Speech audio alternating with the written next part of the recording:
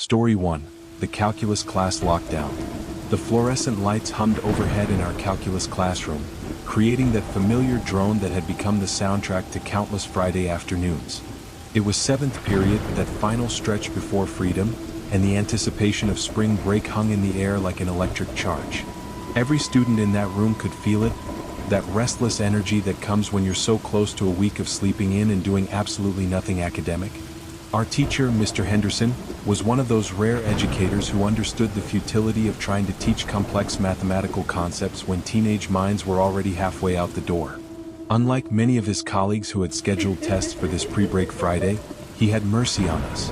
Instead of derivatives and integrals, he had pulled up sporcielli.com on the projector screen, and we were all engaged in a surprisingly competitive round of brand logo identification. The atmosphere was light, almost festive. Sarah, who usually stressed about every quiz and assignment, was actually laughing as she incorrectly guessed that the Nike swoosh belonged to Puma. Marcus, our class clown, was making exaggerated thinking faces every time a new logo appeared. Even the usually reserved kids in the back row were calling out answers. "That's definitely Adidas," my friend Jake said confidently, pointing at the three stripes on the screen. Mr. Henderson clicked to reveal he was correct, and Jake did a little victory pump with his fist. It was such a normal moment, such an ordinary Friday afternoon scene, that what happened next felt like stepping through a portal into another reality. The intercom crackled to life, which wasn't unusual. We were used to end-of-day announcements, reminders about parking passes, or congratulations for the basketball team. But this time, Dean Morrison's voice came through with an edge of panic that made every head in the room snap to attention. "Attention all staff. This is not a drill. I repeat, this is not a drill. Initiate lockdown procedures immediately." The transformation in Mr. Henderson was instantaneous and terrifying. Our laid-back, joke-cracking teacher became someone I'd never seen before, focused, urgent, almost military in his precision. He didn't run to the door, but his walk was quick and purposeful. The lights went off with a sharp click. "Back corner now," he commanded in a whisper that somehow carried more authority than any shout. We moved like a herd, stumbling over backpacks and each other in the sudden darkness. The only light came from the windows, casting long shadows across the floor. As we huddled in the corner, pressed against the cold walls and each other, the reality of the situation began to sink in. 2 minutes of absolute silence followed. 2 minutes where every small sound, the tick of the clock, someone's nervous breathing, the rustle of clothing, seemed amplified. Then, the constant electrical hum that we never noticed until it was gone suddenly ceased. The entire building seemed to exhale as the power was cut. "They cut the power," whispered Emma, one of the smartest kids in class.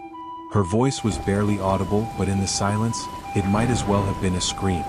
We all understood what that meant. This wasn't a drill. This wasn't a precaution. Something was actually happening. The waiting was torture. Every second stretched like an hour. Some students had their phones out, texting frantically, but the rest of us just sat there, afraid to move, afraid to breathe too loudly. That's when we heard it, a man's voice, distant at first but growing closer, screaming with a rage that made my blood run cold.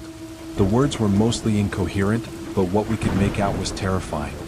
Threats, curses, and promises of violence echoed down the hallway.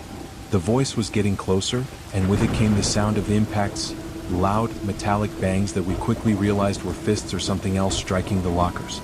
2 girls in our class, Maria and Ashley, started crying. Not loud sobs, but silent tears that somehow made everything worse. Their fear was contagious, spreading through our huddled group like a virus. I felt my own eyes burning, my throat tight with suppressed panic. "I'll kill all of you." The words were clear now, close enough that we could hear the raw hatred in them. The banging had reached the lockers just outside our classroom. Mr. Henderson moved slightly, positioning himself between us and the door, though what he could do against someone truly dangerous, I didn't know. Then the assault on our door began. The first impact made everyone jump. It was so loud, so violent, that Maria let out a small scream before clamping her hand over her mouth. The door shook in its frame with each blow. "Open up," the man screamed. "I know you're in there. Open this door." The crying was no longer silent. Both Maria and Ashley were sobbing now, and I could hear other students beginning to break down. Someone was whispering a prayer. Another was fumbling with their phone, probably trying to text their parents what might be a final goodbye. The pounding continued, each impact feeling like it might be the one that broke through. How long did it last? In reality, probably only a minute or two, but it felt like hours. We were trapped animals, cornered with nowhere to run, just waiting for the predator to break through our flimsy defense. Then, as suddenly as it had begun, it stopped. We could hear the man moving away, his screams and banging continuing down the hallway, growing fainter until they disappeared entirely. But none of us moved. None of us spoke.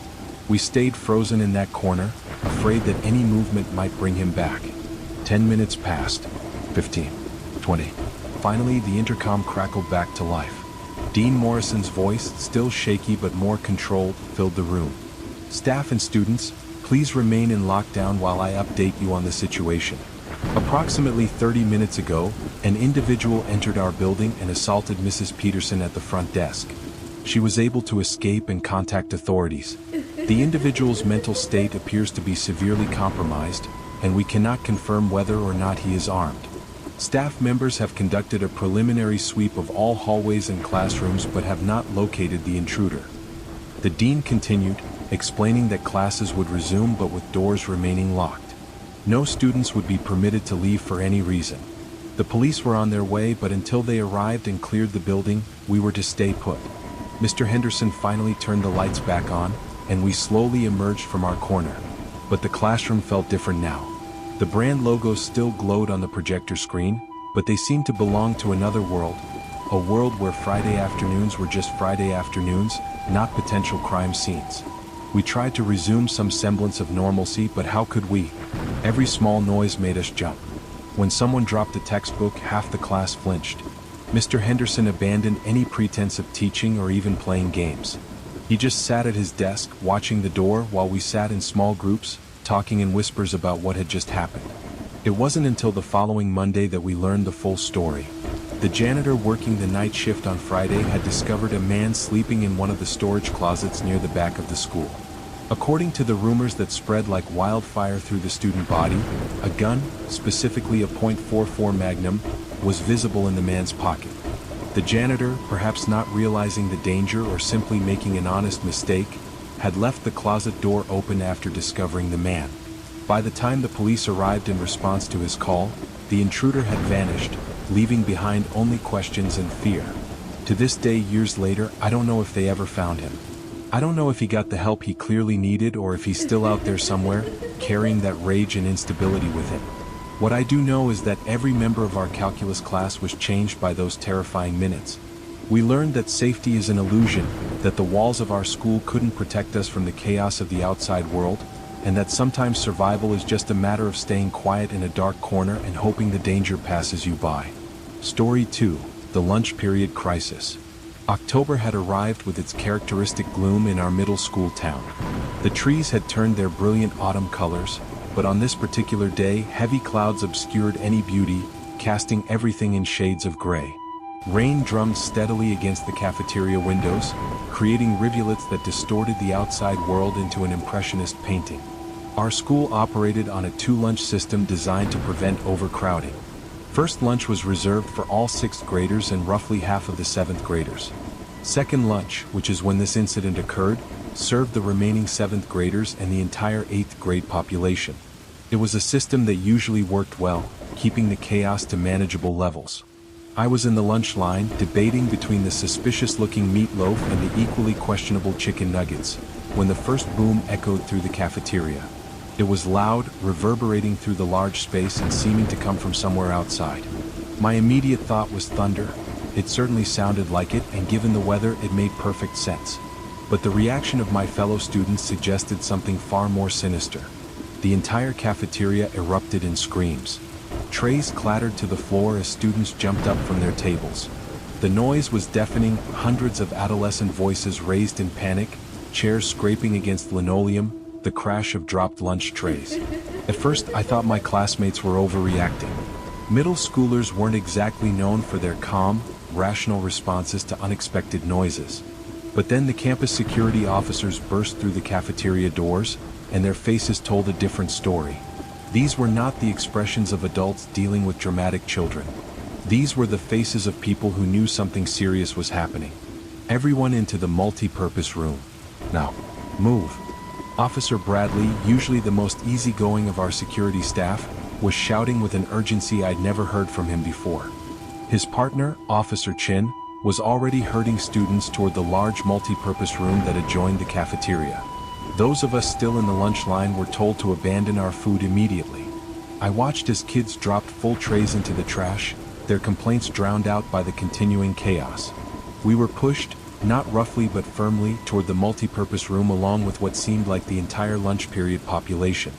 The multi-purpose room was massive, designed to hold assemblies for the entire school. One wall was composed entirely of floor-to-ceiling windows that normally flooded the space with natural light. Today, however, security staff and teachers were rushing to pull the heavy curtains closed, blocking our view of the outside world. Adults were positioned at every exit. Teachers I recognized and some I didn't, all wearing the same expression of controlled concern. My friends and I found ourselves pressed together in the middle of the crowd. The noise was incredible, hundreds of scared, confused students all talking at once, creating a din that made communication nearly impossible. But we needed to know what was happening.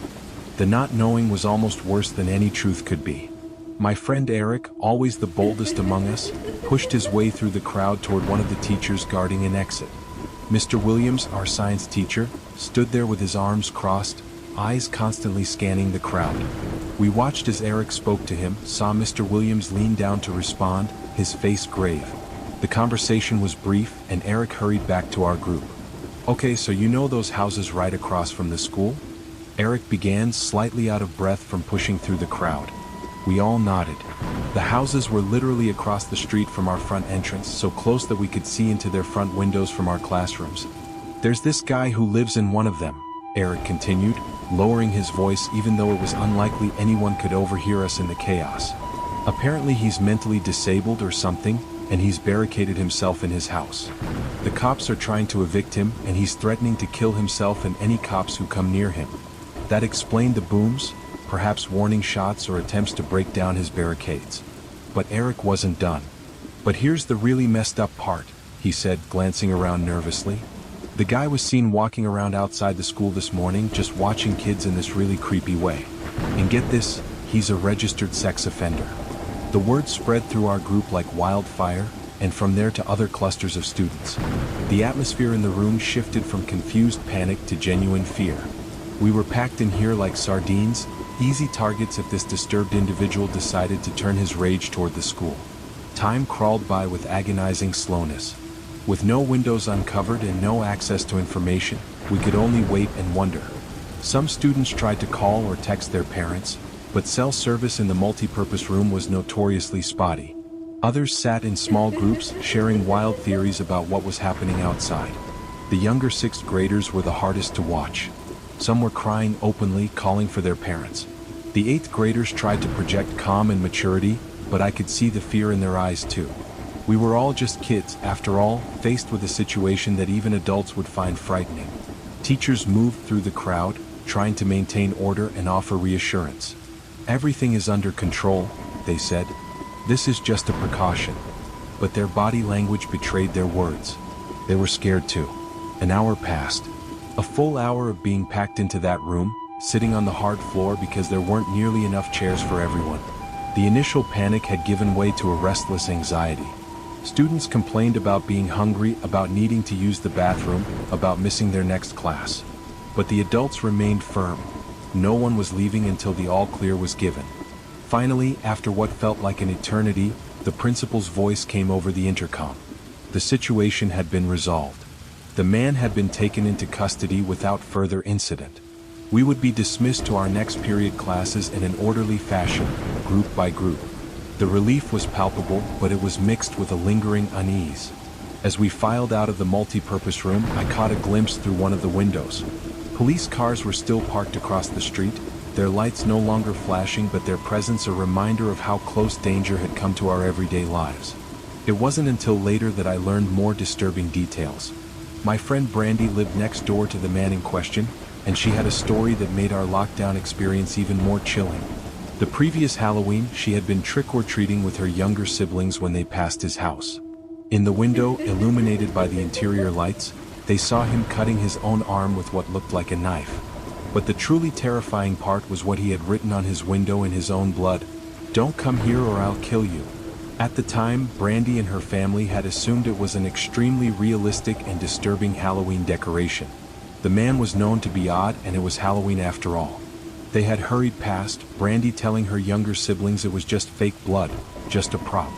But after the lockdown, after learning about his threats and his history, they realized the horrifying truth. It had been real. The incident changed how we viewed our school's safety. Those houses across the street, which had always been just part of the landscape, now seemed threatening.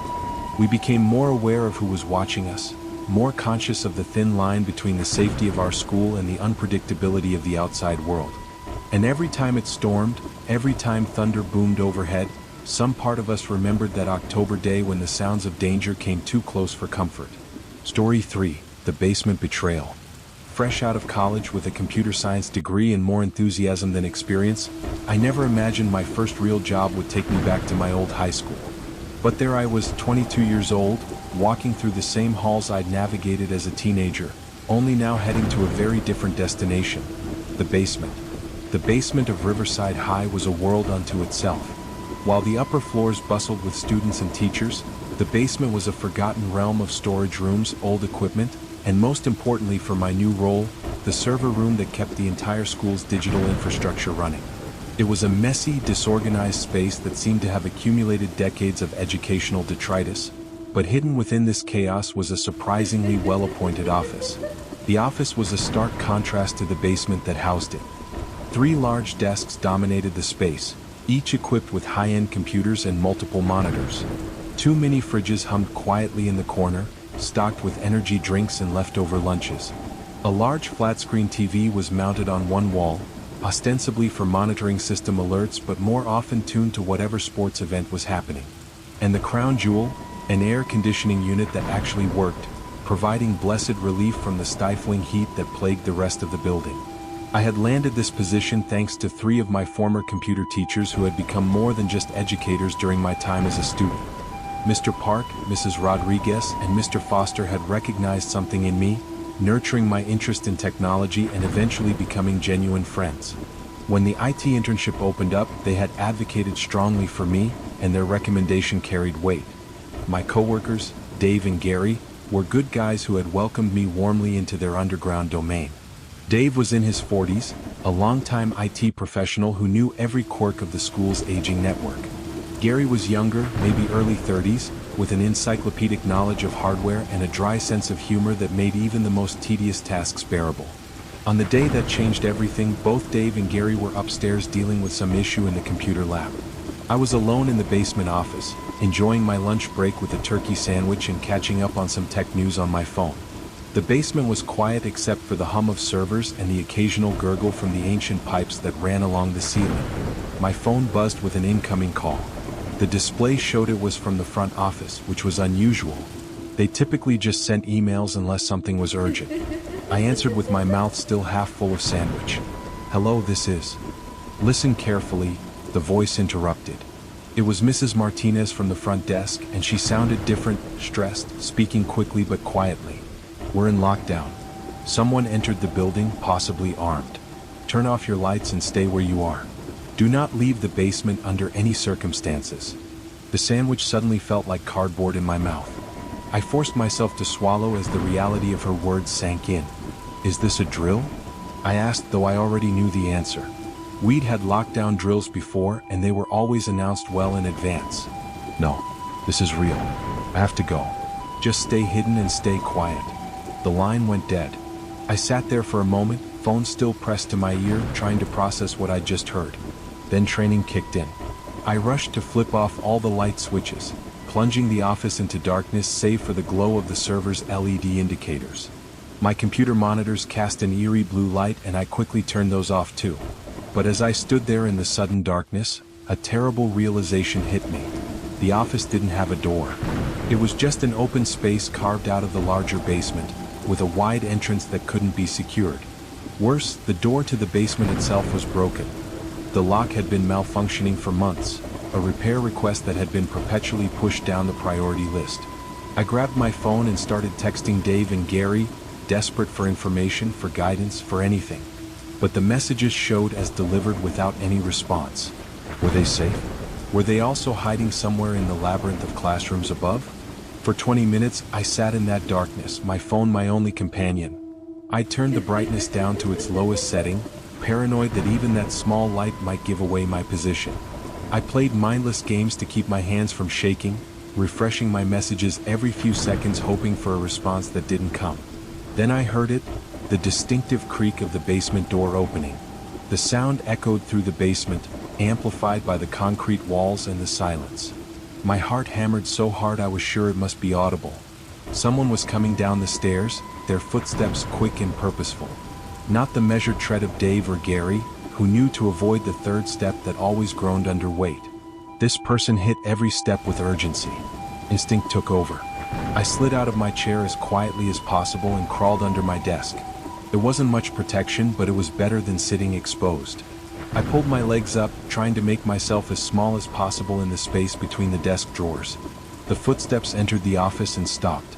I held my breath, acutely aware of every sound, the hum of the computers, the distant rumble of the air conditioning, my own rapid heartbeat.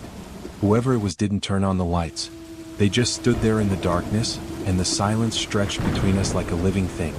Then my phone, clutched in my sweaty palm, chimed with an incoming text. The sound might as well have been a gunshot in that quiet space. I felt my entire body tense, waiting for the reaction, for the footsteps to rush toward me, for whatever was going to happen to just happen already. Hello? A male voice, nervous but not threatening. Is someone there? I'm not going to hurt you. I'm just hiding too. Something about the voice made me pause. There was fear in it, the same fear I was feeling. Slowly, carefully, I emerged from under the desk, ready to dive back under at the slightest provocation. A man stood in the entrance to the office, silhouetted against the dim light from the server room. As my eyes adjusted, I could make out more details. Red plaid button-up shirt, jeans, a cap that might have been red or black in the darkness. Jesus, you scared me, I breathed, standing up fully. What's happening up there? It's chaos, he said, stepping further into the office. I was coming to pick up my son when a teacher grabbed me and told me to hide. Said someone with a gun was in the building. I remembered the basement from when I went here years ago, figured it would be safe. It made sense. Alumni often came back to the school, and with the chaos upstairs, the basement would seem like a logical hiding spot. Yeah, I got the same warning, I said. They told me to stay put, and my phone buzzed with another text. This time I saw it was from Dave. Relief flooded through me as I opened the message, eager for news. But as I read his words, that relief turned to ice in my veins. Dude, this is fucking crazy. Some guy with a gun shot Mr. Buckley. He's wearing a red shirt and hat. Whatever you do, don't come upstairs. I read it again, sure I must have misunderstood. Red shirt. I looked up slowly at the man standing just a few feet away. Red plaid shirt. Cap that I could now see was definitely reddish black. The coincidence was too much. He must have seen something change in my expression because his demeanor shifted instantly. The nervous energy became something else, something dangerous. We stood there for a moment, both of us understanding that the pretense was over. Is there another exit? He asked quietly, but it wasn't really a question anymore. It was a demand. My mind raced. There was indeed another exit, an old service tunnel that led to the loading dock. But if I told him, he might escape. If I didn't? Yeah, I said finally, my voice barely a whisper. Around that way. I gestured vaguely toward the back of the basement, away from the actual exit. He studied me for a moment, and I was sure he could see through my lie. Then, without warning, he turned and started moving in the direction I'd indicated. The moment his back was to me, I ran. I'd never moved so fast in my life. I burst from the office and sprinted toward the stairs, expecting at any second to feel the impact of a bullet. Behind me, I heard him shout, heard the explosion of a gunshot that seemed impossibly loud in the confined space. Something sparked off the pipes above my head, the bullet ricocheting off metal, but I kept running. I hit the stairs, taking them 3 at a time, burst through the basement door, and nearly collided with a police officer who had his weapon drawn. Basement. I gasped. He's in the basement. What followed was a blur of activity. More officers appeared, moving with practiced efficiency. I was pulled aside, checked for injuries, and questioned briefly before being evacuated from the building. It wasn't until later that I learned the full story. The man had indeed shot Mr. Buckley, my old history teacher, though thankfully not fatally. Apparently, they had some prior conflict, the exact nature of which was never made public. The man had come to the school specifically looking for Mr. Buckley, found him in his classroom during his prep period, and shot him in the shoulder before fleeing into the depths of the building. His attempt to escape through the basement was thwarted by the quick response of law enforcement. They caught him trying to find the exit I'd misdirected him toward, trapped in a dead-end storage area. He surrendered without further violence, though the gun he'd used to shoot both Mr. Buckley and at me was recovered. Mr. Buckley recovered fully from his injuries and returned to teaching the following semester.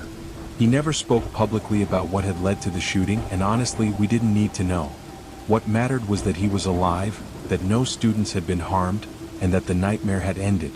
As for me, I continued working in that basement office for another year before moving on to a better position at a tech company downtown. But I never forgot the lesson learned that day, that danger can wear a familiar face, that safety is never guaranteed, and that sometimes the only thing standing between life and death is the ability to run faster than a bullet can fly. The sound of that gunshot, echoing off the basement pipes, still visits me in quiet moments. It's a reminder of how quickly an ordinary day can transform into something extraordinary, how the places we consider safe can become hunting grounds, and how sometimes survival depends on nothing more than recognizing danger a split second before it recognizes you. Living in the Walls, True Stories of Hidden Intruders. The Bowen Family Horror, Pill, Massachusetts, 1986. The autumn of 1986 brought more than just falling leaves to the quiet town of Pill, Massachusetts. It brought the Bowen family to 42 Elm Street, a weathered colonial house that had stood for nearly 2 centuries. Frank Bowen, a widower in his early 40s, was searching for a fresh start after the devastating loss of his wife to cancer just 18 months prior. His daughters, 16-year-old Tina and 9-year-old Karen, needed stability, normalcy, and most importantly, a place where memories of their mother wouldn't haunt every corner. The house seemed perfect at first glance. 3 stories of classic New England architecture, complete with original hardwood floors that creaked with history and windows that rattled gently in the October wind. The realtor had mentioned it needed some work. What old house didn't? But the price was right, and Frank saw potential in those aging walls. The first few weeks passed peacefully enough. Boxes were unpacked, rooms were painted, and slowly the house began to feel less like a property and more like a home. Frank threw himself into repairs, finding solace in the physical work of restoration. Tina decorated her room with posters of bands and movie stars, creating a typical teenage sanctuary. Little Karen chose the smallest bedroom, saying it felt cozy, like being wrapped in a warm blanket. But old houses have their quirks, and this one seemed particularly temperamental. It started innocuously enough, a tap-tap-tap in the walls that Frank attributed to old pipes adjusting to their water usage patterns. The sound would come at odd hours, sometimes during dinner, sometimes in the dead of night. Just the house settling, he'd tell the girls with a reassuring smile, though privately he made mental notes to call a plumber. Then came the electrical issues. Lights would flicker without cause, and occasionally a lamp would turn on by itself. The television in the living room developed a habit of switching channels randomly, or powering on in the middle of the night, filling the house with static. Frank checked the wiring, replaced old switches, but the problems persisted. He began to wonder if the previous owners had done some amateur electrical work that was now showing its flaws. The furniture situation was harder to explain. Chairs would be pulled out from the dining table when they came down for breakfast. The coffee table in the living room would be askew, as if someone had bumped into it during the night. Small items, a book here, a remote control there, would turn up in places no one remembered leaving them. Frank started to worry that the stress of the move and their grief was affecting them more than they realized. Were they sleepwalking? Experiencing some kind of collective forgetfulness? One evening in late November, with winter's chill already creeping through the old window frames, Tina had her best friend Melissa over for a sleepover. Teenage girls being what they are, talk eventually turned to the supernatural.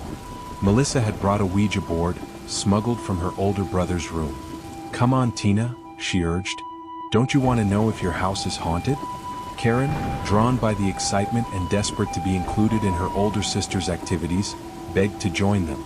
Against her better judgment, Tina agreed. They set up in Tina's bedroom, lights dimmed, fingers resting lightly on the planchette. At first, nothing happened. Melissa asked questions in a dramatic whisper. Is anyone there? Do you have a message for us? While Karen giggled nervously. Then, slowly, the planchette began to move. Not the jerky, obvious movements of someone pushing it, but smooth, deliberate glides across the board. Who are you? Tina asked, her voice suddenly serious. The planchette spelled out, W.A. Tingy. Watching? Watching what? Why oh you? That's when they heard it, 3 distinct knocks coming from inside the wall. Not the random tapping they'd grown accustomed to, but deliberate, measured knocks as if someone was responding to their questions. The girls screamed, abandoning the board as they fled downstairs to where Frank was watching television. He found them huddled together on the couch, Karen crying while Tina tried to explain what had happened through her own trembling voice. Frank's first instinct was to scold them for scaring themselves with nonsense, but the genuine terror in their eyes stopped him. He went upstairs to investigate, examining the wall where they'd heard the knocking. Nothing seemed amiss, just old plaster and faded wallpaper. But that night marked a turning point. The disturbances escalated dramatically. Objects didn't just move, they disappeared entirely. Frank's reading glasses vanished from his nightstand. Karen's favorite doll went missing from her bed. Food seemed to disappear from the pantry faster than they could account for. The house took on an oppressive atmosphere, as if the very air had thickened with an unseen presence. Frank began to feel watched constantly. It was a crawling sensation between his shoulder blades, a certainty that eyes were following his every move. He'd spin around, expecting to catch someone, but there was never anyone there. The feeling was strongest in the upstairs hallway, near the girls' bedrooms. He started checking their rooms multiple times each night, driven by a paternal instinct that something was terribly wrong. December brought shorter days and longer nights, and with them, an escalation that would forever change the Bowen family. Frank had been working late at his office, trying to finish year-end reports. He called home to check on the girls, but got no answer. Not unusual, as they might have been doing homework with music on. Still, something nagged at him, and he decided to head home early. The scene that greeted him defied explanation. Despite the furnace running at full capacity, the house was Arctic cold. His breath came out in visible puffs as he stood in the foyer, calling for his daughters. Every radio in the house was on, blaring static at maximum volume. The television was on too, showing nothing but snow, the volume competing with the radios to create a cacophony that made his ears ring. Tina. Karen. He shouted, but his voice was swallowed by the noise. He ran from room to room, turning off radios, his heart pounding with a fear he couldn't name. The girls weren't on the first floor. He took the stairs 2 at a time, the old wood groaning under his urgency. In the upstairs hallway he found them. Tina and Karen were pressed against the wall outside Karen's room, clutching each other, their faces masks of absolute terror. And standing at the other end of the hallway was a figure that Frank's mind initially refused to process. It was a teenage boy, perhaps 17 or 18 years old. But his appearance was so bizarre, so unexpected, that Frank stood frozen for a moment. The boy wore a wedding dress, yellowed with age and several sizes too large, hanging off his thin frame. A cheap blonde wig sat askew on his head, and his face was painted with makeup, lipstick smeared across his mouth, eyeshadow crudely applied, rouge on his cheeks like a grotesque doll. In his right hand, catching the hallway light, was a hatchet. Run! Frank's paralysis broke, and he shoved his daughters toward the stairs. The boy, for Frank could see now that despite the disturbing costume, this was just a boy, didn't chase them immediately. He stood there, swaying slightly, as if unsure what to do now that his tableau had been discovered. They made it outside, Frank practically carrying Karen while pulling Tina along. Neighbors came out at the commotion, someone called 911, and within minutes, police cars were surrounding the house. Frank held his daughters on the front lawn, all of them shaking from more than just the December cold. The police entered cautiously, weapons drawn. For long minutes there was silence. Then radio chatter erupted. They'd found him. Not running, not hiding in any conventional sense, but crouched inside the wall itself. His name was Daniel Lant, and the story that emerged was more terrifying than any ghost story could have been. He had been living inside the walls of the Bowen house for months, possibly since before they'd even moved in. He'd broken through an old coal chute and discovered the space between the walls, narrow passages barely wide enough for a thin person to navigate, but navigate them he had. The investigation revealed the horrifying extent of his presence. He'd installed crude peepholes throughout the house, giving him views into every room. The tapping in the walls? That was Daniel moving through his hidden passages. The missing items? He'd been taking trophies, sustaining himself on their food, learning their routines. But most disturbing was his obsession with Tina. Police found journals filled with her daily activities, sketches of her sleeping, detailed notes about her habits. The wedding dress had been stolen from a nearby thrift store, part of some delusional fantasy where he imagined himself as her bride. The passages he'd carved were extensive. Behind the old plaster and lath, he'd created a network of tunnels and small chambers. One space behind Tina's wall was large enough for him to lie down in, positioned perfectly behind one of his peepholes. He'd been mere inches from her as she slept, night after night, breathing the same air, watching her dreams. Police found evidence of long-term habitation: makeshift toilets, stockpiled food, batteries for flashlights, even books to pass the time during the day when the family was active. He turned their home into his own parallel dwelling, existing alongside them like a malevolent shadow. Daniel Lant was arrested and initially held on breaking and entering charges. The Bowen family, traumatized beyond measure, stayed with relatives, unable to even enter the house to collect their belongings. Frank hired people to pack up their things, vowing his daughters would never set foot in that house again. But the nightmare wasn't over. Lant was released on bail, a decision that would have catastrophic consequences. Within weeks, he had broken into another home. This time, his delusions led to violence. He murdered a pregnant woman named Ruth Hadley and her 2 young children, ages 7 and 5. The brutality of the crimes shocked even seasoned investigators. Finally, Daniel Lant was convicted and sentenced to life in prison without the possibility of parole. During his trial, psychiatrists testified about his severe mental illness, his elaborate fantasies, and his complete break from reality. But for the families affected, especially the Bowens, explanations offered little comfort. Frank Bowen never spoke publicly about their ordeal, protecting his daughters from media attention. They moved out of state, starting over in a place where the walls were thin and modern, where there was nowhere for anyone to hide. But trauma leaves its marks. Tina suffered from severe anxiety and insomnia for years. Karen developed claustrophobia so severe she couldn't enter small spaces without panicking. The house on Elm Street stood empty for years, its reputation ensuring no one wanted to purchase it despite the rock-bottom price. Eventually, it was demolished, the lot cleared and left vacant.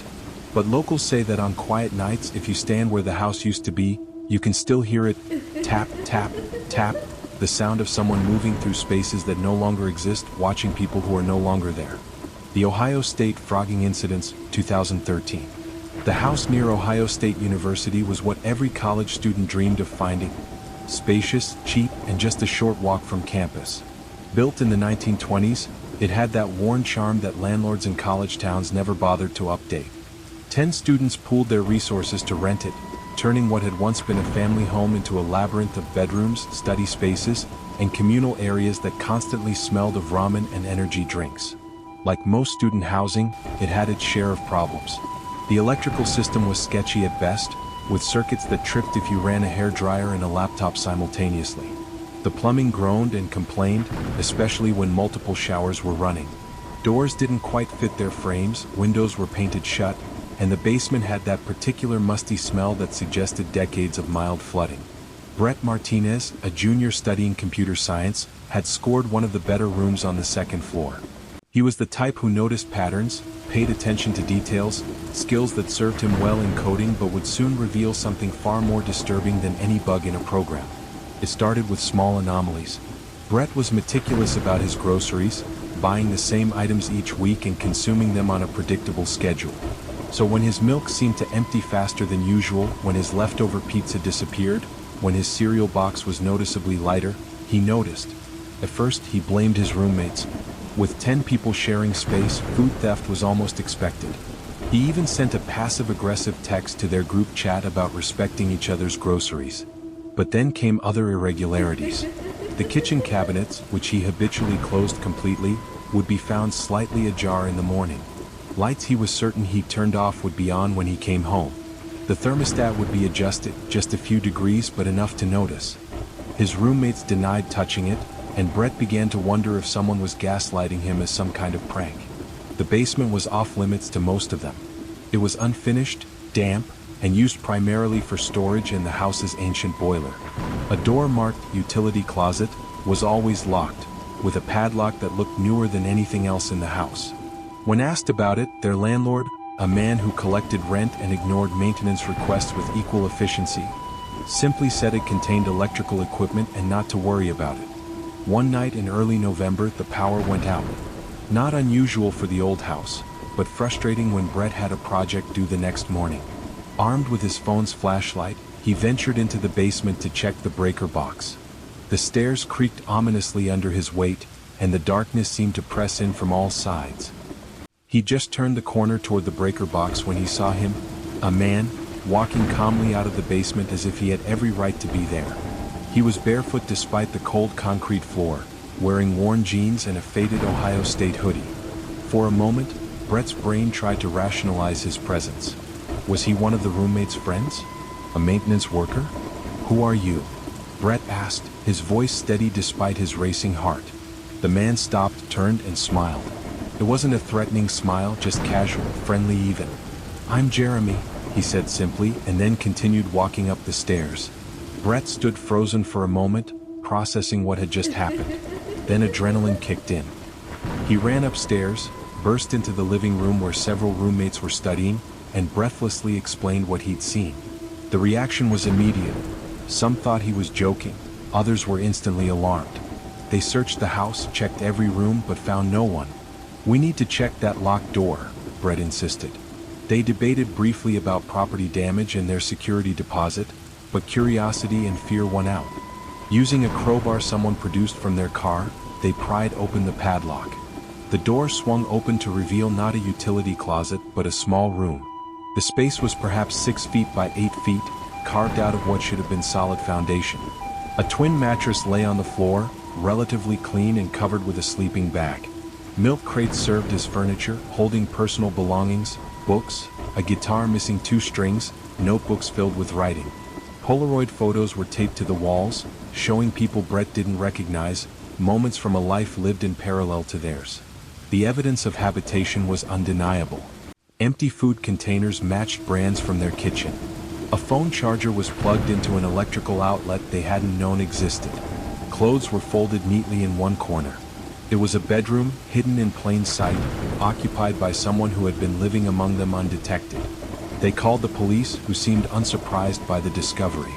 "Happens more than you'd think in college towns," one officer said with a shrug. They took a report, confiscated the belongings, and advised the students to change their locks immediately. Investigation revealed that Jeremy had been a former tenant from 2 years prior. When his lease ended, he'd simply stayed. He'd made a copy of the key, learned the house's rhythms, and found the hidden room, likely created during Prohibition for storing illegal alcohol. He'd perfected the art of existing in the margins, taking just enough food to survive but not enough to raise serious alarm, moving through the house when everyone was in class or asleep. The roommates were shaken. They installed new locks, added a security system, and began obsessively checking every corner of the house. But the psychological damage was done. Every creak, every unexplained sound, every time something seemed out of place, paranoia crept in. Several students moved out before the semester ended, unable to shake the feeling of being watched. The house's reputation spread across campus. It became known as the Frogging House, after the term for people who secretly live in others' homes. Most assumed the story had been exaggerated in the telling, the way all campus legends grow with each repetition. Which is why the new group of students who rented the house the following year didn't take the warnings seriously. They laughed off the stories, made jokes about checking for basement Jeremy when they moved in. The locked utility door had been properly sealed with concrete blocks. The locks were new, and they were certain lightning couldn't strike twice. But old habits die hard, and some houses seem to attract certain types of residents. It was 3 months into their lease when the signs began. The same subtle indicators, missing food, adjusted thermostats, that persistent feeling of being observed. One roommate, Sarah, swore she heard footsteps above her ceiling at night, even though her room was on the top floor. Another claimed his laptop had been moved, though he couldn't prove it. This time, when they investigated the basement, they were thorough. They checked every corner, every possible hiding space. That's when they found the new modification. A piece of plywood that looked like part of the wall but was actually a carefully crafted door. Behind it, another makeshift living space, this one accessed through a crack in the foundation that led to a crawl space under the front porch. The new occupant was older, perhaps in his 50s, with gray hair and clothes that suggested long-term homelessness. When they confronted him, he was apologetic, almost embarrassingly so.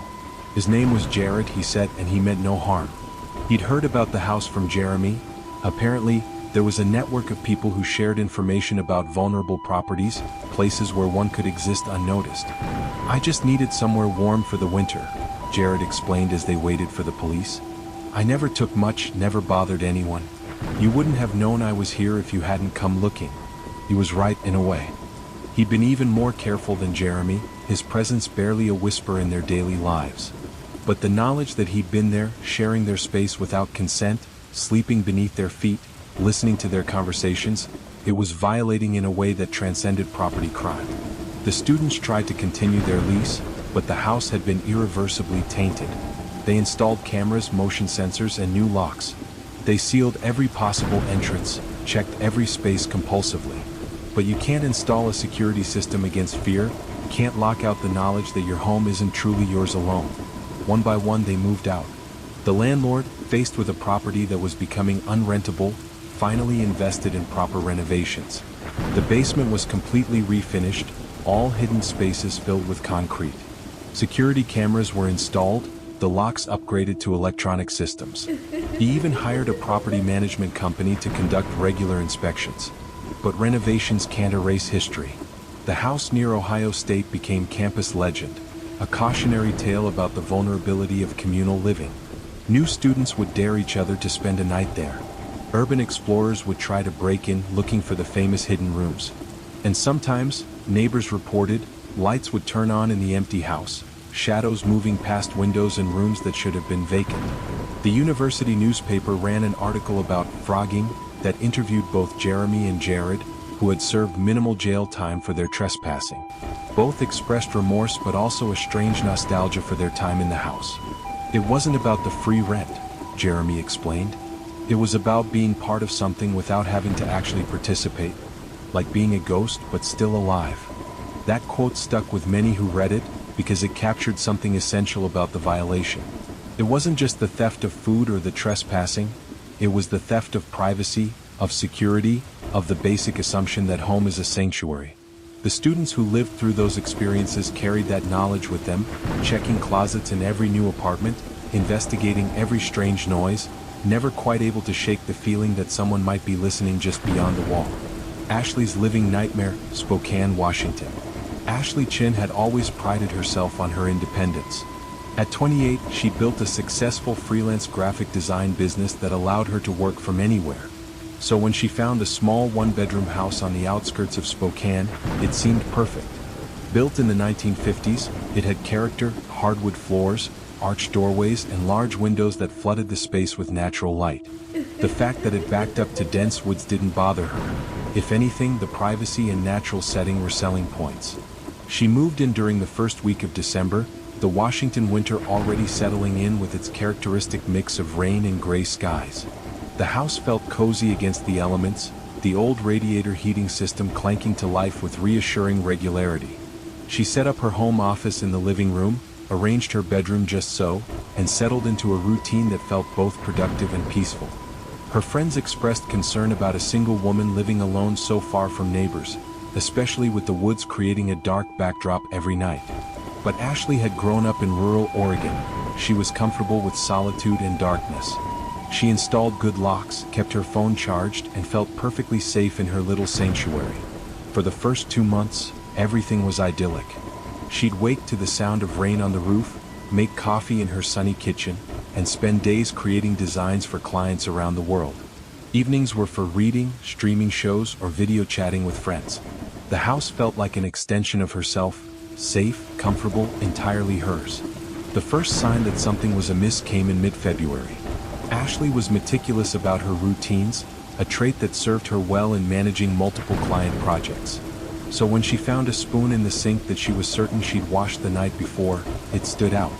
She dismissed it as absent-mindedness, maybe she'd had a late-night snack and forgotten.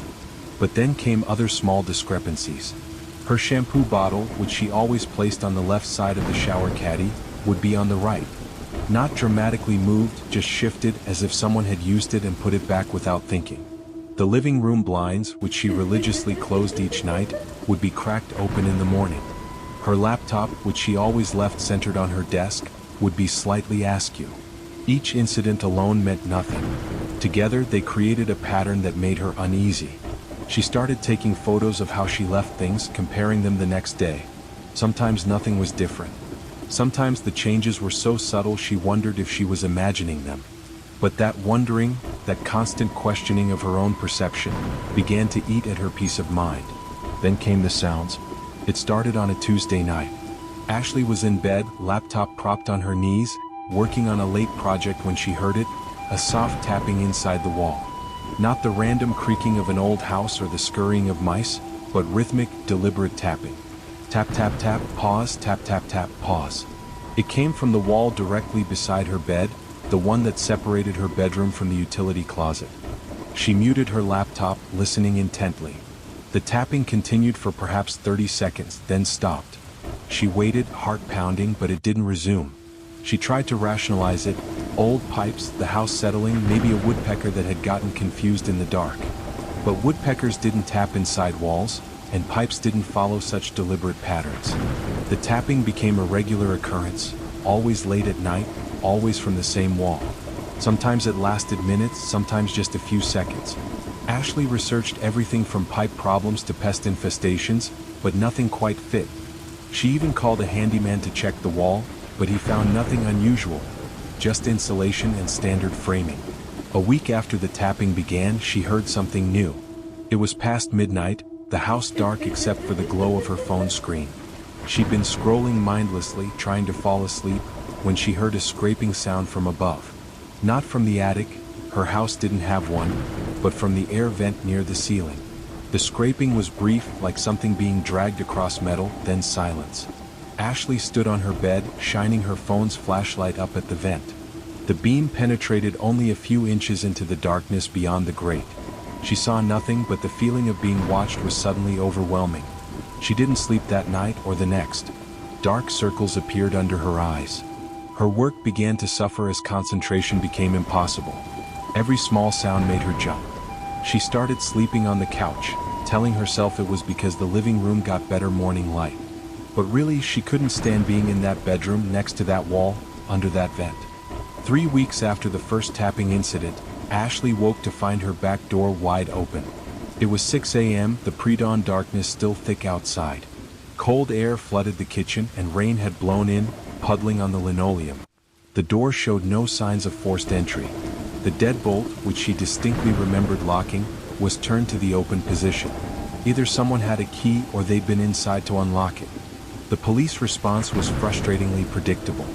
They found no evidence of intrusion, suggested the old lock might have malfunctioned, and recommended she upgrade her security. Ashley replaced every lock that day, installing heavy-duty deadbolts and even a chain lock on her bedroom door. She bought a security camera for the back door, though she wasn't sure what good it would do if someone was already inside. That night, lying rigid on her couch, she heard them clearly for the first time, footsteps above her. Not in another room, not outside, but in the space between her ceiling and the roof. Slow, careful steps, as if someone was trying to move quietly across the joist.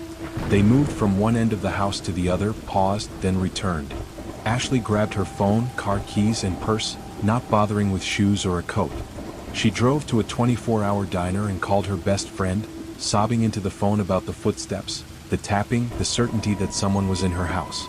Her friend convinced her to stay at her apartment for the night and to call the police again in the morning. This time, Ashley insisted on a thorough search. She accessed the crawl space through the small hatch in her hallway ceiling, though every fiber of her being screamed against entering that dark space. The beam of her flashlight swept across insulation and rafters, cobwebs and dust. But in the far corner, barely visible, was evidence of disturbance. The insulation had been pushed aside in one area. When she forced herself to crawl closer, she found them, a plastic water bottle, still partially full. An empty granola bar wrapper, the same brand she bought. And most terrifying, a rolled-up sleeping bag as if someone had been camping in her crawl space. The police took it more seriously this time. They conducted a full search, checking every possible hiding space. That's when they found him. Behind her bedroom closet, accessed through a panel hidden behind the water heater in the utility closet, someone had carved out a narrow space. It ran the length of her bedroom wall, the wall where she'd heard the tapping. The space was just wide enough for a person to stand sideways, and at eye level, small holes had been drilled through the drywall.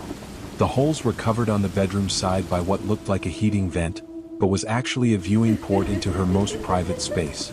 The man they pulled from that hiding space was in his 30s, unkempt, with the hollow look of someone who'd been living rough for a long time. He offered no resistance, no explanation, no identification. His makeshift home in the walls contained the evidence of weeks of habitation, food wrappers, water bottles, a bucket that served as a toilet, and disturbingly, notebooks. The notebooks were filled with observations. Ashley's daily routines, what she wore, when she showered, when she slept. Sketches of her working at her computer, cooking in her kitchen, brushing her teeth. Pages and pages documenting her life from the perspective of someone watching through those drilled holes, someone who'd been inches away from her every night as she slept. The police theorized he'd been accessing the house through a damaged foundation vent, coming and going through the crawl space when she was away or asleep. The tapping had been him moving through the walls. The scraping had been him positioning himself at the air vent to watch her. The open door? Possibly a mistake as he'd left one night, or perhaps a deliberate act to gauge her reaction. They never got a name from him. He was processed as a John Doe, clearly suffering from mental illness but coherent enough to have maintained his hidden existence for who knows how long. The police suspected he'd been watching the house before Ashley moved in, that he'd possibly been living in the walls through multiple tenants. Ashley moved out that same week, staying with friends while she searched for a new place. The landlord tried to convince her to stay, promising repairs, offering reduced rent. But how could she ever sleep there again, knowing that every night for weeks, maybe months, someone had been watching her through those holes? That when she'd felt safe and alone, she'd been neither? She found an apartment in downtown Spokane, a modern building with thin walls where you could hear your neighbors' TVs but where there was nowhere for someone to hide. She went to therapy, trying to process the violation, the paranoia that followed her into her new home. Every vent made her nervous. Every unusual sound sent her into a panic. The feeling of being watched became her constant companion, even when logic told her she was safe. Months later, Ashley heard from former neighbors that the house had been rented again. A young couple, fresh out of college, excited about the affordable rent and charming character. They lasted less than a month before breaking their lease, offering no explanation beyond, "It didn't feel right." The house went back on the market, the rent dropping with each failed tenancy. Ashley still has nightmares about the tapping, about that moment when she first saw eyes reflecting her flashlight beam from that impossible space in the wall. She's never lived alone again, finding comfort in roommates, in voices and footsteps she can identify. But sometimes, lying in bed at night, she still listens to the walls, wondering if somewhere in the darkness someone is listening back. Historical horror. The Denver Spider-Man case, 1941. Denver, Colorado in 1941 was a city caught between eras. The Great Depression's grip was loosening, but the shadow of impending war loomed large. In this atmosphere of transition and uncertainty, Philip Peters lived quietly in his small Victorian home on Pearl Street, a relic from Denver's silver boom days. At 73, Peters was a man of rigid routine. Retired from the Denver and Rio Grande Western Railroad where he'd worked as an auditor for 40 years, he structured his days with the same precision he'd once applied to freight manifests and financial ledgers. Morning coffee at exactly 7 a.m. Walk to the corner store for the daily paper at 8. Lunch at noon, dinner at 6, bed by 9:30. His neighbors could set their watches by his movements. The house itself reflected its owner's methodical nature. Built in the 1880s, it retained all its original Victorian details, gingerbread trim, narrow stairs, and most notably, a cramped attic space accessed through a small hatch in the second-floor hallway ceiling. Peters had lived there for over 30 years, first with his wife Charlotte, and now alone while she recovered from a lengthy illness at the National Jewish Hospital across town. Theodore Connies was everything Philip Peters was not. At 59, Connies was a drifter, a man who'd never found his place in the world. He'd known Peters decades earlier. They'd attended the same church, moved in similar social circles when Connies still maintained the pretense of respectability. But years of failed ventures, broken relationships, and deteriorating health had reduced Connies to desperation. In September of 1941, sick and homeless as Denver's harsh winter approached, Connies remembered the old man who'd once shown him kindness. He made his way to Pearl Street, intending perhaps to ask for help, or merely to see if Peters might offer charity to a familiar face fallen on hard times. But when he found the house empty, Peters was visiting his wife at the hospital, a different plan formed. The back door was unlocked, a common practice in that more trusting era. Connies entered, initially just seeking warmth and perhaps something to eat. But as he explored the familiar yet foreign space of someone else's home, his eyes were drawn upward to the attic hatch. Curiosity, or perhaps some survival instinct, compelled him to investigate. What he found changed the trajectory of 2 lives. The attic was barely deserving of the name, more crawl space than room, with slanted walls that left only a narrow strip where even a small man could stand upright. It was filled with the detritus of decades, old trunks, moth-eaten clothes, yellowed newspapers. But to Connies it represented something else entirely, a refuge. He made his decision in that moment. When Peters returned home hours later, Connies was already settled into his new existence, silent as a spider in its web above the unsuspecting homeowner's head. The arrangement, if such a violation could be called that, developed its own perverse rhythm. Connies learned Peters' schedule down to the minute. When the old man left for his daily walk, Connies would descend, moving with practiced silence through the house. He took only what wouldn't be missed, a bit of bread here, a splash of milk there, always careful to leave things just plausibly depleted, never obviously stolen. For weeks, this bizarre coexistence continued. Peters, set in his ways and perhaps beginning to experience the mild forgetfulness of age, attributed any discrepancies to his own lapses. If he thought he had more coffee than was in the tin, well, perhaps he'd simply miscounted. If a chair seemed slightly out of place, surely he'd moved it himself and forgotten. Connies grew bolder with time, though never careless. He would read Peters' newspapers after the old man had retired for the night, careful to refold them exactly as they'd been left. He'd sit in Peters' chair, feeling the residual warmth from its owner. He knew which floorboards creaked and avoided them instinctively. He became a ghost haunting his own life, existing in the spaces between another man's existence. The Denver winter arrived with its characteristic ferocity, and Connies congratulated himself on his resourcefulness. While others of his circumstances huddled in doorways or sought shelter in missions, he lived in relative comfort, wrapped in borrowed blankets in his attic eyrie. He'd even grown fond of old Peters in a twisted way, feeling he knew him intimately through observation of his habits and possessions. But isolation and proximity breed dangerous delusions.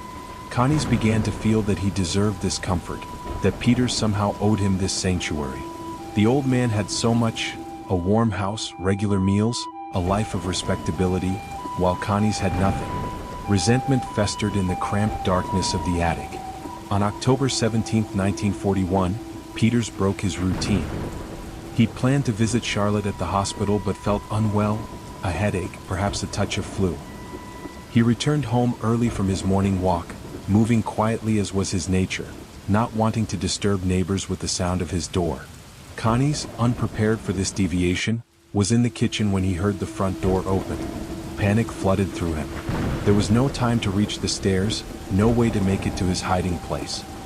He ducked into the pantry, pressing himself against the wall, praying Peters would go directly upstairs to rest. But Peters, feeling peckish despite his headache, headed for the kitchen. He was reaching for the pantry door when he heard it. Breathing that wasn't his own, the unmistakable presence of another person in his home. "Who's there?" Peters called out, his voice stronger than his age might suggest. The pantry door opened, and for a moment, the two men stood face to face, the respectable retiree and the desperate vagrant, past and present colliding in a small Denver kitchen. Recognition dawned in Peters' eyes. "Theodore?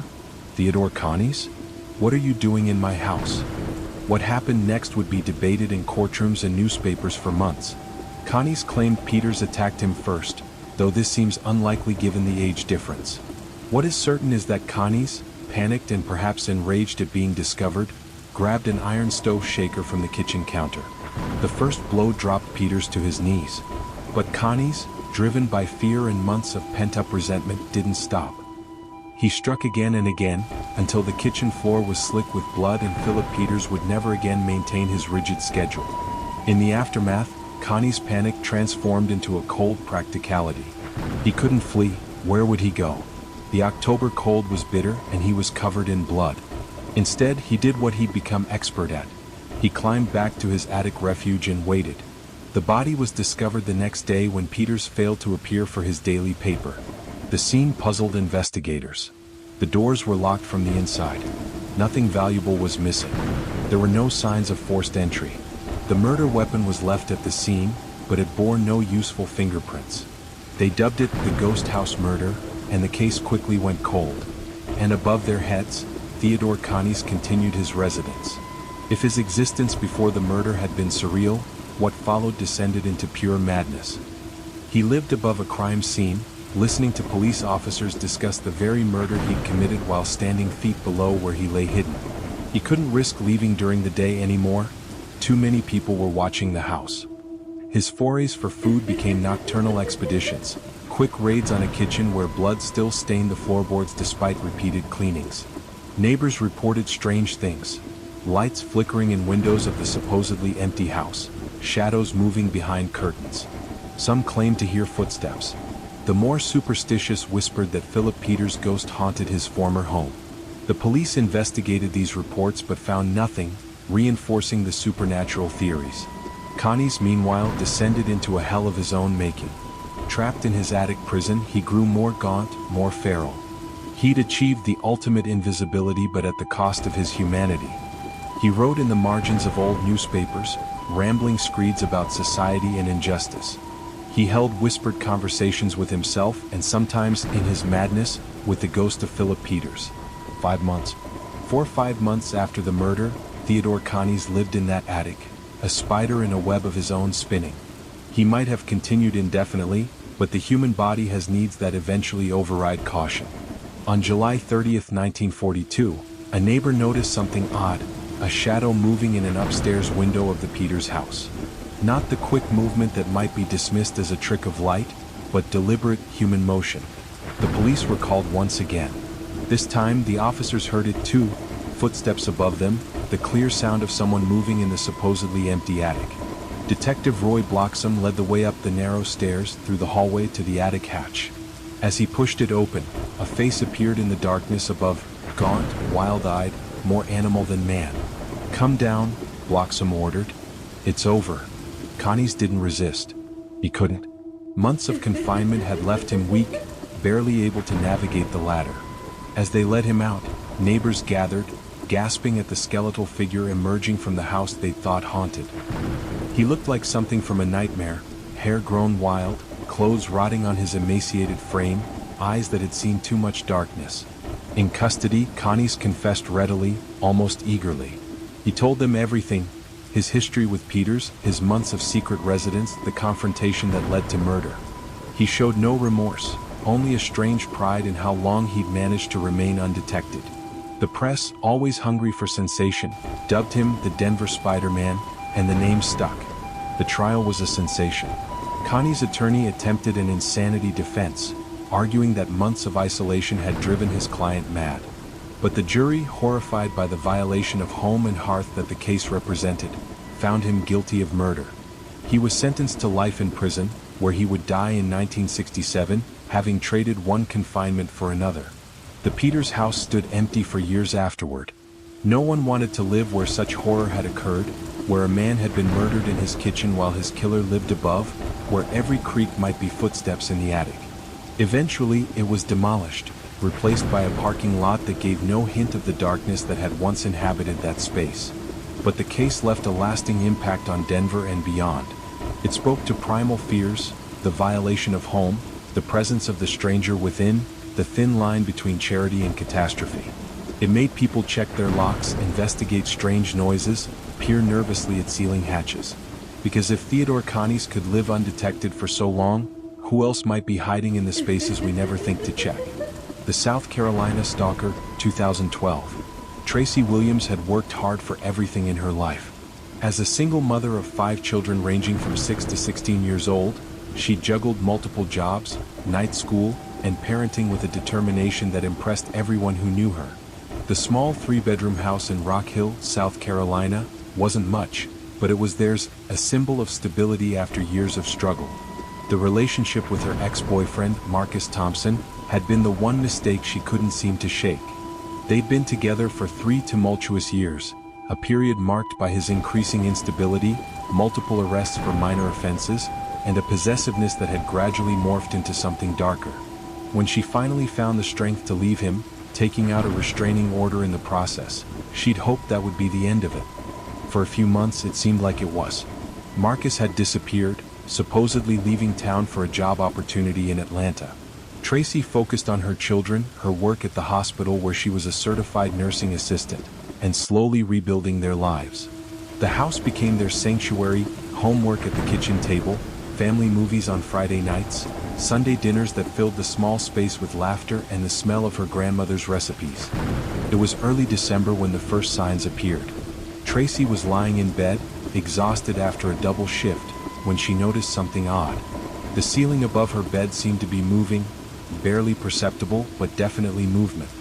As she watched, a nail that held the drywall in place began to push downward, as if someone was pressing on it from above.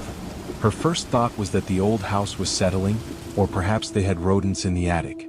But as she continued to watch, frozen in place, the nail pushed out further, deliberately, before suddenly stopping.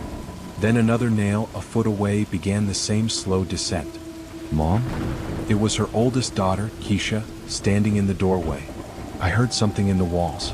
Like scratching." Tracy forced herself to remain calm. "It's probably just mice, baby. We'll call someone tomorrow." But as the nights passed, the disturbances escalated. The scratching became rhythmic, almost like someone crawling. There were thumps and creaks that didn't match the house's usual sounds. One night, Tracy was sure she heard whispering coming from above, though she couldn't make out words. She called pest control, but they found no evidence of animals. An HVAC technician checked the systems and declared them sound. Meanwhile, other strange things began happening. Food disappeared from the pantry faster than 5 growing children could account for. Tracy would find the thermostat adjusted, windows she'd locked standing open, items moved from where she'd left them. The children began reporting their own experiences. Her youngest, Michael, claimed someone had been watching him through the heating vent in his room. 13-year-old Asia said she'd heard someone call her name when she was home alone after school. The older children tried to rationalize these events, but Tracy could see the fear growing in their eyes. One morning, Tracy woke to find insulation on her pillow. Pink fiberglass particles were scattered across her bedspread, and when she looked up, she could see a small gap where the ceiling met the wall, a gap that hadn't been there before. That was the breaking point. Tracy gathered her children and they stayed with her sister for the night. The next day, she returned with her nephew James, a construction worker who wasn't afraid of much. "Let me check that attic, Aunt Tracy," he said. "We'll figure out what's going on."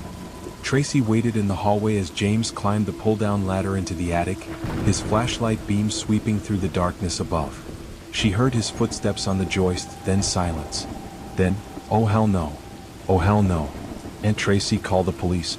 Now." What James had found defied comprehension.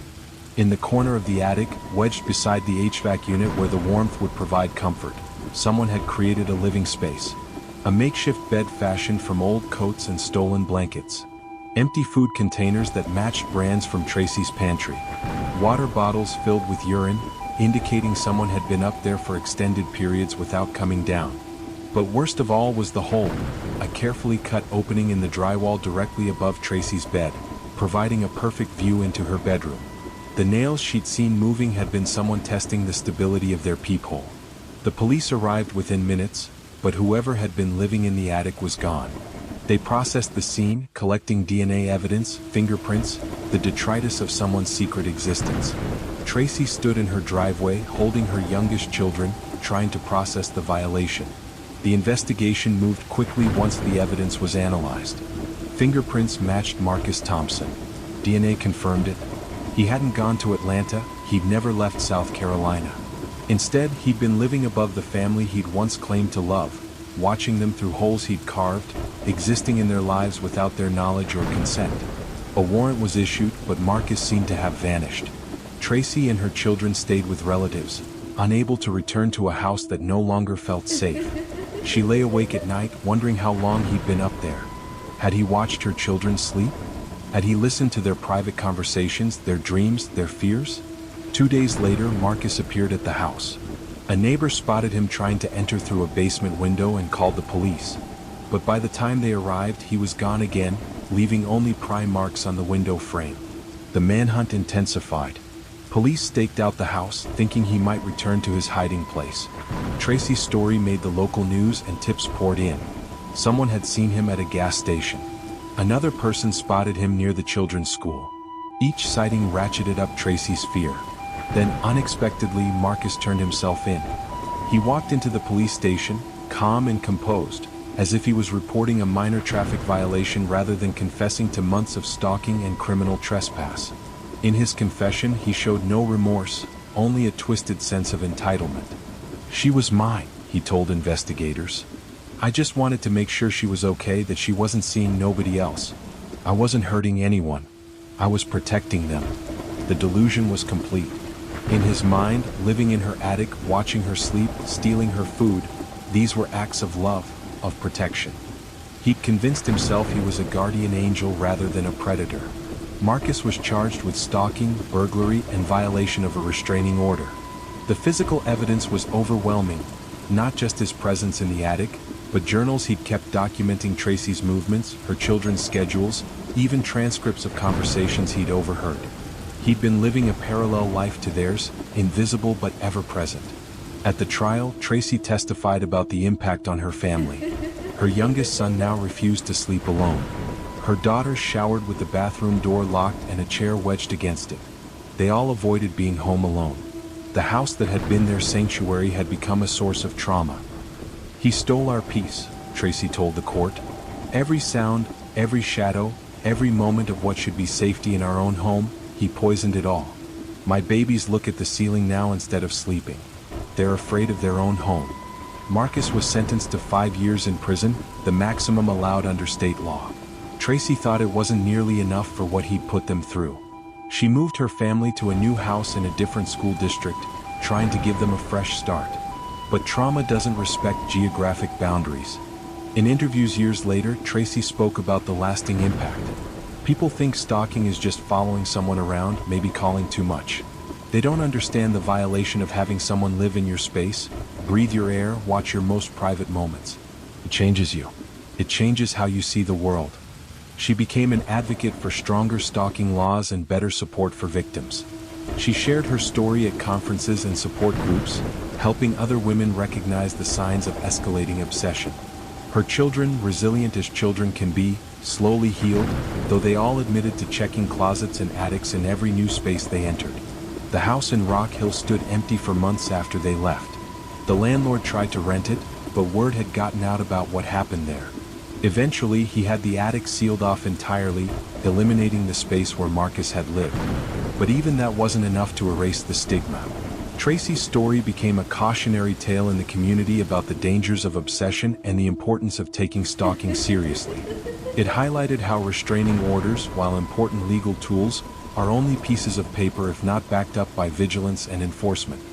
For Tracy, the experience transformed her from victim to survivor to advocate. She channeled her trauma into purpose, helping others understand that home invasion isn't always dramatic. Sometimes it's as quiet as breathing in the dark, as subtle as a nail pushing through drywall, as insidious as someone living your life from the shadows above. The Oklahoma City Discovery 2020. David Chin had purchased the house in Oklahoma City as part of his fresh start. After a difficult divorce and a career change, the modest 1960s ranch home represented new beginnings. It wasn't fancy, 3 bedrooms, 2 baths, a kitchen that needed updating, but it was his.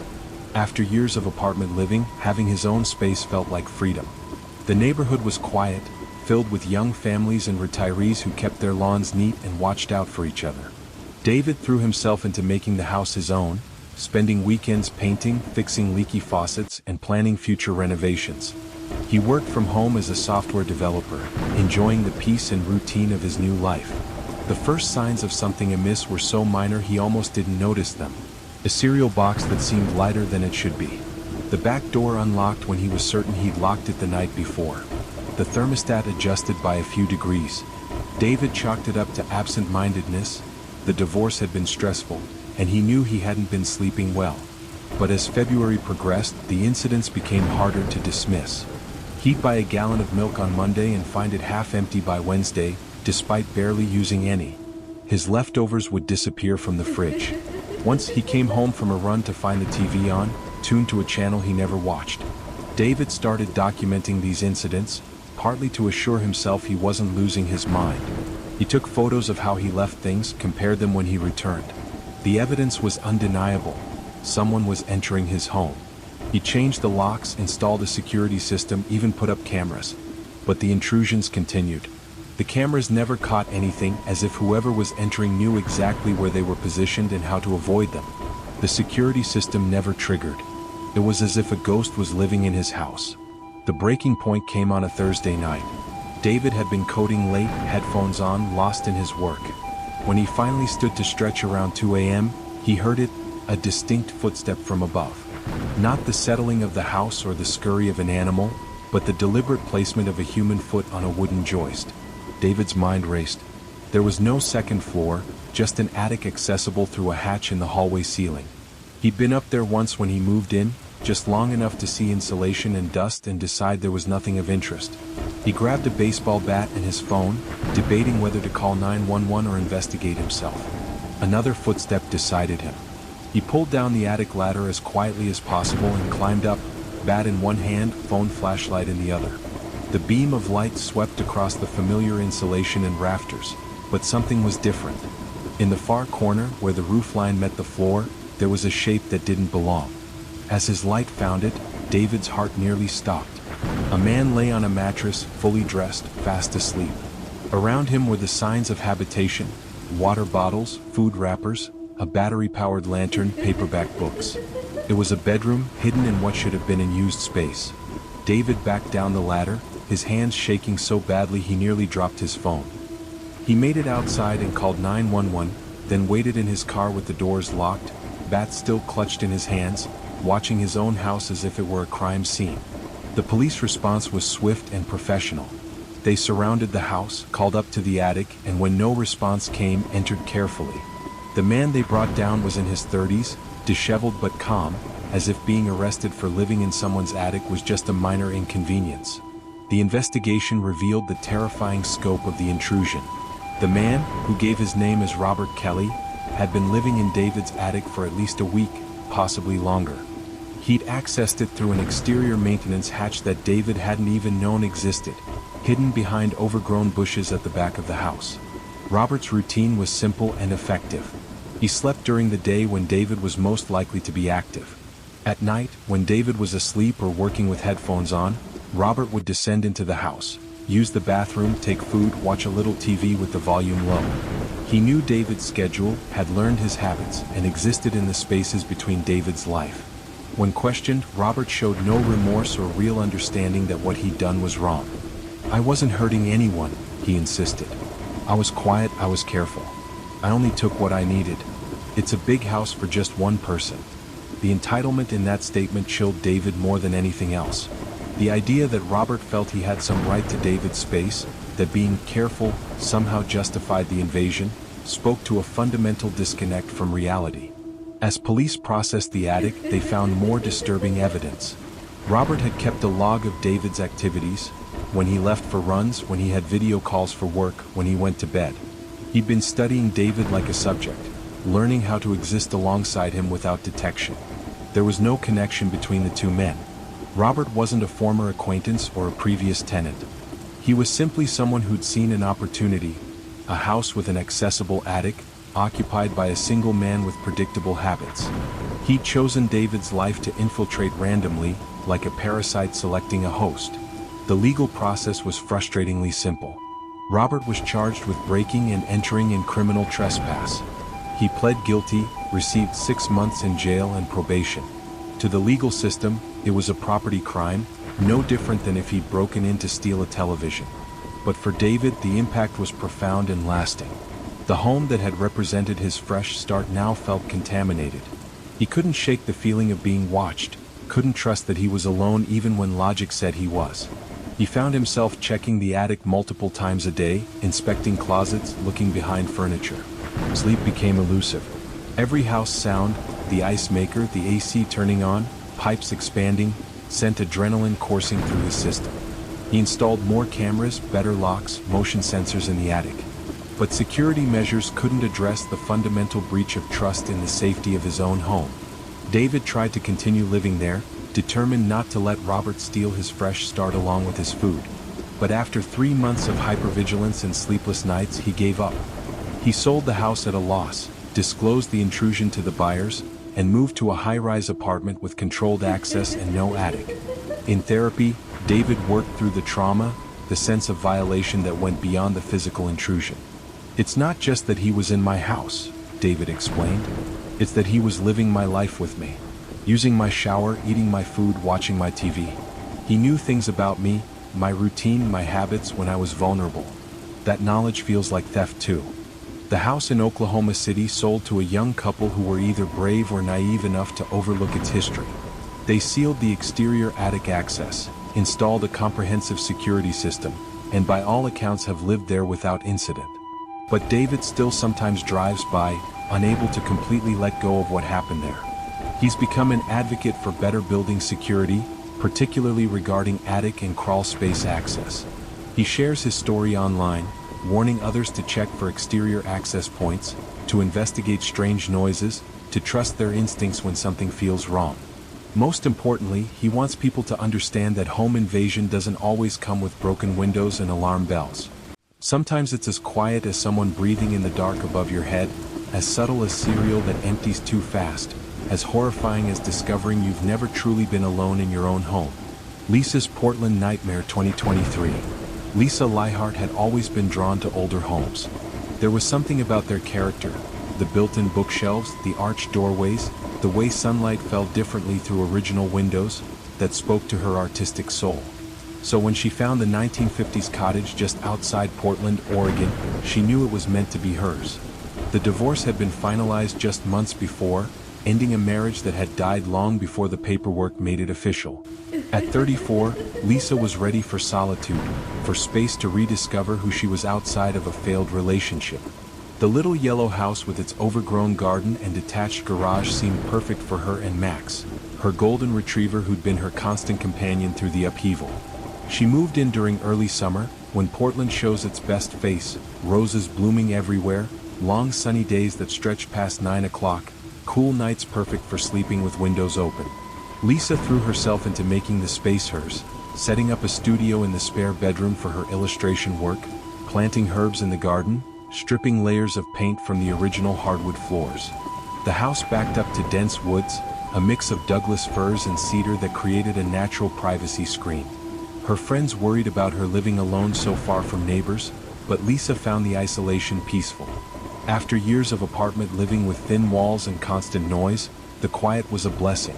For 2 months, life was idyllic. She established routines, morning coffee on the back deck watching birds, long walks with Max through the woods, productive days in her studio, evenings reading in the clawfoot tub. She was healing, finding herself again, creating the life she'd always wanted. The first indication something was wrong came on a Tuesday night in August. Lisa was in bed, laptop balanced on her knees, working on a deadline for a children's book illustration. Max was curled at her feet, occasionally sighing in his sleep. That's when she heard it, soft breathing that wasn't hers, wasn't Max's, coming from somewhere close. She muted her laptop, listening intently. The sound was so faint she wondered if she was imagining it, but no, there it was again. Slow, rhythmic breathing, slightly labored as if someone had a chest cold. And it seemed to be coming from the wall right beside her bed. Lisa pressed her ear against the wall, heart pounding. The breathing continued, so close it seemed impossible. The wall was an interior wall, separating her bedroom from a small utility closet. There was no way someone could be inside the wall itself. She grabbed Max's collar, pulling him with her as she went to investigate the utility closet. It was exactly as she'd left it: water heater, electrical panel, shelves with cleaning supplies. No one there, no way for someone to hide. But when she returned to her bedroom, she could still hear it, that soft, steady breathing. That night, Lisa barely slept.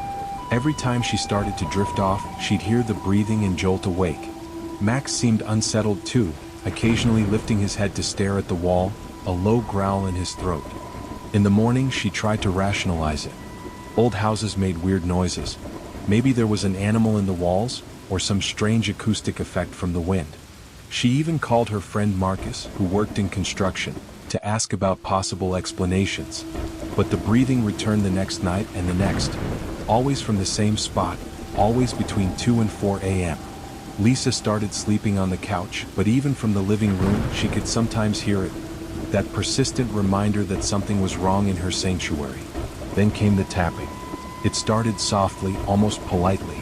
Tap, tap, tap against the inside of the wall, like someone knocking to get attention. The pattern was deliberate, too regular to be settling wood or scurrying mice. Sometimes it would tap for minutes, sometimes just a few seconds. Once, Lisa swore she heard it tap out a rhythm that sounded like shave and a haircut, missing only the 2 bits response. She moved her bed away from the wall, discovering a small panel near the baseboard that she hadn't noticed before. It was painted the same color as the wall, about a foot square, with old screws that looked like they hadn't been touched in decades. She told herself she'd investigate it in the morning, when she had better light and more courage. But morning investigations were interrupted by new disturbances. Lisa would find things subtly wrong. Her shampoo bottle moved, dishes she'd washed back in the sink, food disappearing faster than she could account for. Max began acting strangely, barking at empty corners, refusing to enter certain rooms. The whispers started 3 weeks after the breathing. Lisa was lying rigid on the couch, Max pressed against her, when she heard them. Soft, unintelligible words coming from inside the walls. She couldn't make out what was being said, but the tone was conversational, as if someone was having a quiet discussion with themselves. That was the night she first fled to a friend's house, showing up at 3 a.m. with Max and an overnight bag, trying to explain through tears about the sounds in her walls. Her friend Sarah was sympathetic but skeptical, suggesting stress from the divorce, maybe a need for therapy. But Lisa knew what she was hearing was real. She started recording with her phone, capturing the breathing, the tapping, even faint whispers. The quality was poor, but it was proof she wasn't imagining things. She researched everything from ghost stories to building acoustics, looking for explanations that made sense. After a week of sleeping on Sarah's couch, Lisa decided she had to confront whatever was in her house. She couldn't keep running. This was her home, her fresh start. Armed with a crowbar and her phone flashlight, with Sarah on video call for moral support, she approached the painted panel in her bedroom wall.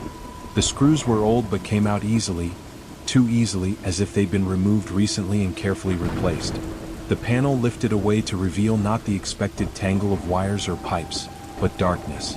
A cavity that stretched back beyond the reach of her flashlight. "What do you see?" Sarah asked through the phone. It's like a crawl space. But that doesn't make sense. This is an interior wall." Lisa leaned closer, angling her phone to get better light into the space. The beam penetrated a few feet, revealing old insulation and what looked like wooden supports. Then, at the very edge of the light's reach, she saw something that made her blood freeze. Human eyes, reflecting the light like an animal's, staring back at her from the darkness. Lisa's scream was primal, torn from somewhere deep. She stumbled backward, dropping her phone, scrambling away from the wall. On the phone screen, Sarah was shouting, asking what was wrong, but Lisa couldn't form words. She grabbed Max and ran, barefoot and in pajamas, not stopping until she was in her car and driving away. The 911 call was frantic, almost incoherent. But the Portland police took it seriously, arriving at the house within minutes. They searched systematically, starting with the opening Lisa had discovered.